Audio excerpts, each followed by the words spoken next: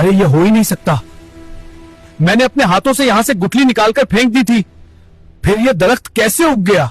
क्या हो जब एक सूखी गुठली सिर्फ एक दिन में खजूर का पूरा दरख्त बन जाए, वो भी तब जब जमीन के अंदर गुठली मौजूद ही ना हो। तो सोचिए उस नबी का मुकाम अल्लाह की नजरों में कैसा होगा। आखिर हुजूर सल्लल्लाहु अलैहि वसल्लम ने उस यहूदी को ऐसा क्या जवाब दिया? यकीन मानिए ये मौजा देखकर आपकी रूह ताजा हो जाएगी। एक मर्तबा का वाकया है। एक यहूदी नबी करीम सल्लल्लाहु अलैहि वसल्लम के पास आया। उसके हाथ में खजूर की एक गुठली थी। उसने शर्त रखते हुए कहा, अगर आप अल्लाह के सच्चे रसूल हैं तो इस गुठली से सिर्फ एक दिन में दरख्त उगा कर दिखाएं और उसमें खजूर भी लगे हों तो मैं मान जाऊंगा। नबी करीम ने उसकी शर्त मान ली। आपने अपने मुबारक हाथों से गुठली को जमीन में दबाया और अल्लाह से दुआ करके चले गए। लेकिन उस यहूदी के दिल में बेचैनी होने लगी। वो सोचने लगा, अगर सच में दरख्त बन गया तो मुझे मुसलमान होना पड़ेगा। यही सोचकर वो शाम के वक्त चुपके से वहाँ गया और जहाँ हुजूर ने गुठली दबाई थी उसने वो गुठली निकाली और दूर फेंक दी ताकि न गुठली रहे न दरख्त उगे। मगर जैसे ही सुबह हुई वो यहूदी वहाँ पहुँचा तो मंजर देखकर उसकी आंखें फटी की फटी रह गईं। वहाँ खजूर का एक बड़ा दरख्त खड़ा था और उस पर ताजे खजूर भी लगे हुए थे। यहूदी ने हैरत में पड़कर फौरन 2-3 खजूर तोड़े। उन्हें खोलकर देखा मगर वो हैरान रह गया। उन खजूरों के अंदर गुठली मौजूद ही नहीं थी। वो घबराया हुआ भागा भागा नबी करीम की बारगाह में गया और कहने लगा, सब कुछ तो ठीक है, दरख्त भी है, खजूर भी है, मगर इन खजूरों में गुठली क्यों नहीं है? नबी पाक ने मुस्कुराते हुए फरमाया, गुठली कैसे होती? वो तो तुमने शाम को ही निकाल कर फेंक दी थी। ये सुनते ही उस यहूदी का दिल पिघल गया। उसे यकीन हो गया कि इनसे कोई बात छुपी नहीं रह सकती। उसने उसी वक्त कलमा पढ़ा और मुसलमान हो गया। सुभान अल्लाह, क्या बात है हमारे हुजूर सल्लल्लाहु अलैहि वसल्लम की शान की, जिनके हुक्म से बिना बीज के भी दरख्त फल देते हैं। अगर आपके दिल में भी हुजूर सल्लल्लाहु अलैहि वसल्लम के लिए मोहब्बत है तो कमेंट में सुभान अल्लाह जरूर लिखें। इस मौजज़े को अपने तक मत रोकना, इसे शेयर करके सदका जारिया का हिस्सा बने और ऐसे ही ईमान ताज़ा करने वाले वाक़ियात के लिए चैनल को सब्सक्राइब किए बिना हरगिज न जाएं।